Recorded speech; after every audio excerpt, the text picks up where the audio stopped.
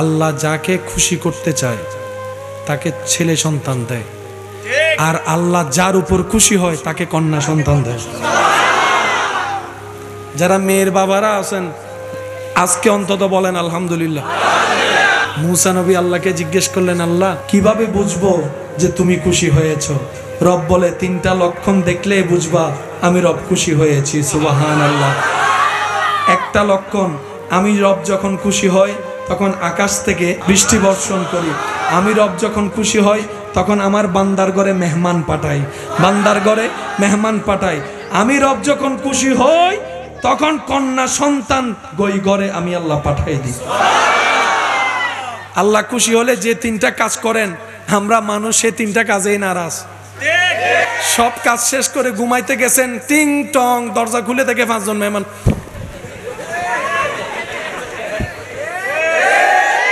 কারো ঘরে কন্যা সন্তান হয়েছে, কি হয়েছে রে, ছেলে না মেয়ে? হতে মেয়ে। আল্লাহ খুশি হলে যা করে সেটার বিরোধিতা আমরা করি।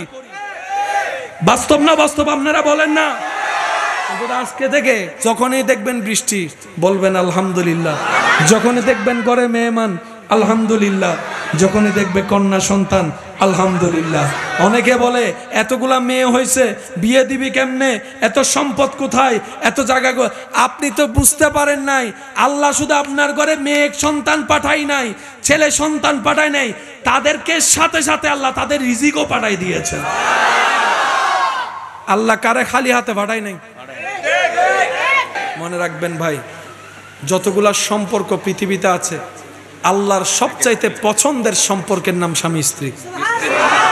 পৃথিবীর স্টার্টিং এ আল্লাহ যত সম্পর্ক দিয়ে শুরু করেছেন প্রথম সম্পর্কের নাম স্বামী স্ত্রী। জান্নাতেও যে সম্পর্ক বলবৎ থাকবে এটার নাম স্বামী স্ত্রী। সুতরাং যারা স্বামী হয়েছেন স্ত্রীকে মায়ার সম্মান দিবেন, যারা স্ত্রী হয়েছেন স্বামীকে শ্রদ্ধার সম্মান দিবেন। দুনো পক্ষ যখন সম্মান দেওয়া শুরু করবে, মাঝখানে যেগুলো মির্জাফর থাকে ফেঁস লাগাই দেনেওয়ালা, তারা আর সংসারে জামিলা লাগাতে পারবে।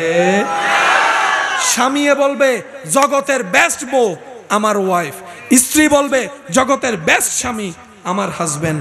দেখবেন যে আর কোনো জামিলা হওয়ার সুযোগ।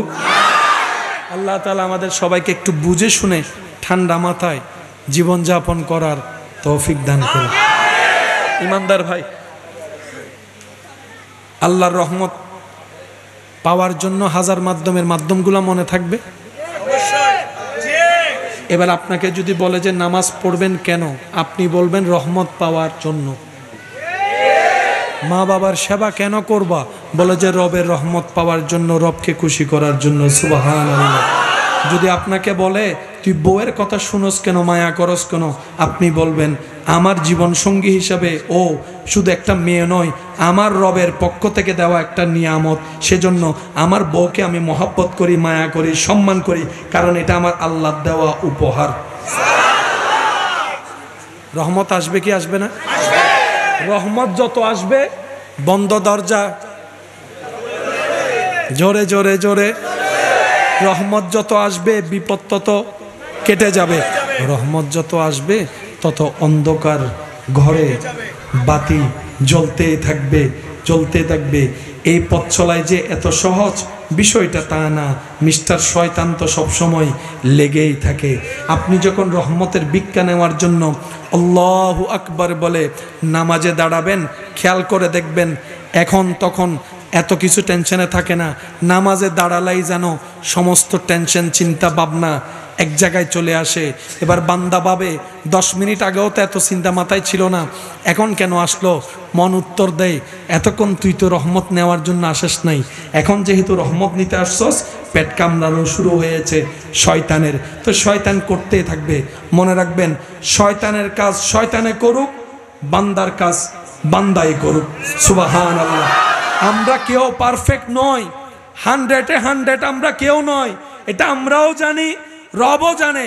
তাই রব বলে তোরা 100-100 পারবি না আমি জানি, বান্দা মন থেকে করার চেষ্টা কর, তোদের চেষ্টাটা যদি আমি রবের পছন্দ হয় সেটাই কবুল করে নিব। সেজন্য বলা হয় ইন্নামাল আমালু বিন্নিয়াত।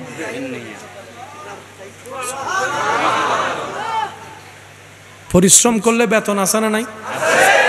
পরিশ্রম ছাড়া বেতন ইসলাম একমাত্র ধর্ম যেখানে পরিশ্রম ছাড়াই বেতন। এখানে বসে আপনারা নিয়ত করেন, আল্লাহ তুমি আমাকে তৌফিক দিলে আমি তোমার জন্য একটা মসজিদ বানাবো।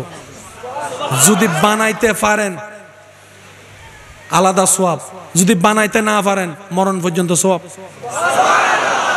এটা একমাত্র ইসলামে আছে। মনে মনে নিয়ত করেন, আল্লাহ যদি আমাকে তৌফিক দেয় আমি আমার মা বাবাকে, আমার স্ত্রীকে আমি আল্লাহর ঘর তওয়াফ করাবো, নবীর রওজা নিয়ে যাব। পারেন আর না পারেন নিয়ত না করবেন, আপনি নিয়ত করবেন, সোয়াব লেখা শুরু হবে, সোয়াব লেখা শুরু হবে, সোয়াব লেখা শুরু হবে। বাম কাঁধের ফেরেস্তা বলে, তাই তো এখনো যাই নাই, বিমানেই উঠি নাই, তুই সোয়াব লেখস কোন কারণে? তখন ডান কাঁধের ফেরেস্তা বাম কাঁধের ফেরেস্তাকে বলে, এরা চুপ কর, এত কিছু করিস না, এটাকে যেমন তেমন উম্মত মনে করিস না, এটা ভিআইপি নবীর ভিআইপি উম্মত, ভিআইপি নবীর ভিআইপি উম্মত, কুনতুম খায়রা উম্মত। এই জাতি অন্য জাতির মতো না, আল্লাহ এদের জন্য স্পেশাল একটা আইন জারি করেছেন। সেটা হচ্ছে আল্লাহ বলে যে, ও ফেরেস্তা, অন্য নবীর উম্মতেরা নেক করলেই নেক লিখবি, গুনাহ করলে গুনাহ লিখবি, কিন্তু আমার নবী মুস্তাফার উম্মত যদি নেক করার নিয়ত করে তখন থেকে লেখা শুরু করে দিছে।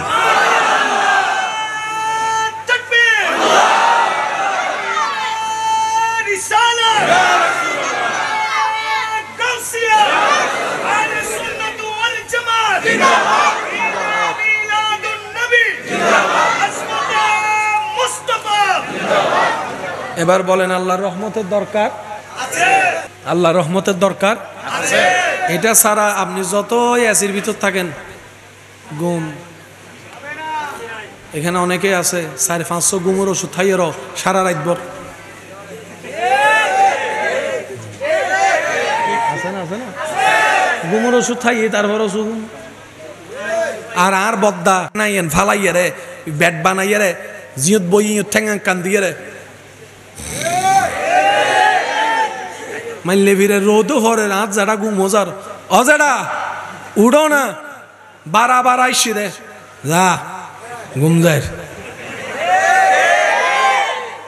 এক গবেষণায় দেখা গেছে সামর্থ্যবান সম্পদওয়ালার চাইতো অভাবী মানুষের ঘুমটা বেশি শান্তির হয়। তো ওনারা গবেষণা করে দেখলো কি, বলে যে একটা জিনিস অভাবী গরিবদের মাঝেও থাকার কারণে তাদের মনে শান্তি আছে, আর সেটা হচ্ছে গরিব যারা তারা যা যখন যেভাবে পায় এটার উপর খুশি তাকে শুকরিয়া করে। বলেন সুবহানাল্লাহ। শুকরিয়া করলে অশান্ত মনে শান্তি আসে। আজকে থেকে আমরা করতে হ্যাঁ, বৃষ্টি পড়তেছে কোথায়? ও তুমি বলছো বলে জানছি, যে নইলে তো না জানতাম। আল্লাহ ওদেরকে কবুল করুক। ছোট বাচ্চাদেরকে রাখবেন, ছোট বাচ্চারা বড় এফেক্টিভ।